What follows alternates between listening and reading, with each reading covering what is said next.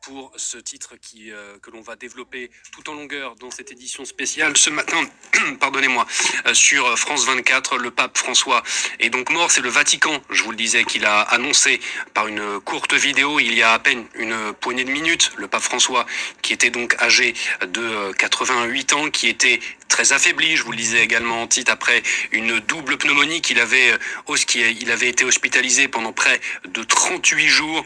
On va tout de suite prendre la direction de Rome où nous attend notre correspondante sur place, Natalia Mendoza. Bonjour Natalia. Natalia, cette information a été communiquée par le Vatican il y a tout juste une poignée de minutes. Est-ce qu'il y a une des premières réactions qui émanent de Rome, là où vous vous trouvez ? C'est sans doute une journée absolument dramatique pour l'Église catholique au Vatican et également beaucoup de réactions. C'est la stupéfaction.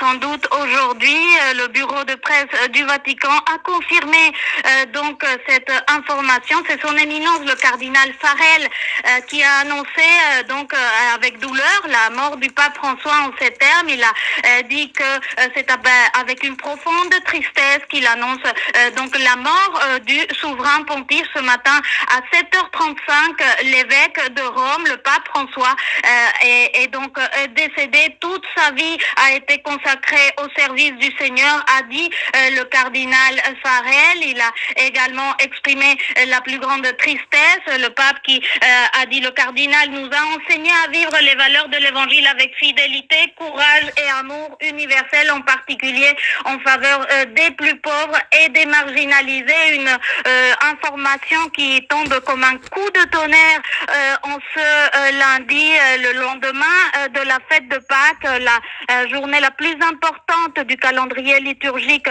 catholique, pendant laquelle on a vu le pape François qui s'est montré. Il est apparu à la fin de la messe de Pâques, juste avant la bénédiction Urbi et Orbi. Il a voulu se présenter aux fidèles. Il a prononcé quelques paroles d'une voix très affaiblie. On l'a entendu sur la place Saint-Pierre devant une foule de dizaines de milliers de fidèles catholiques qui étaient là, qui l'ont acclamé après la bénédiction Urbi et Orbi.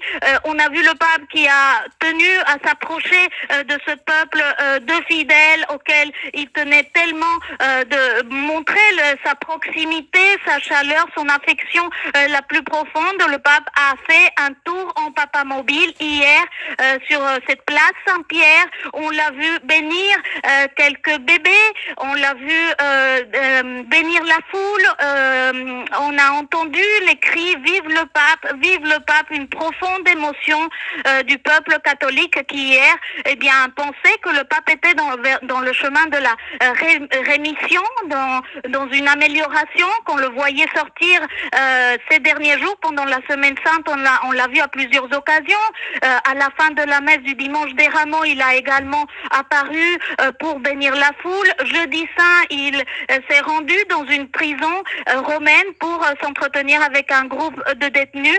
Et puis samedi, on l'a vu faire un tour, bref visite dans la basilique Saint-Pierre pour prier, pour se recueillir dans une des chapelles de cette basilique. Et donc vraiment, on pensait qu'on se trouvait dans une situation d'amélioration de l'état de santé du pape de 88 ans suite à sa récente hospitalisation. Il a passé 38 jours à l'hôpital Gemelli à Rome, mais aujourd'hui, on voit bien que la guerre contre la maladie, la pneumonie pulmonaire, semble l'avoir perdu. Le pape François qui est donc décédé. C'est ce qu'annonce ce matin le Vatican.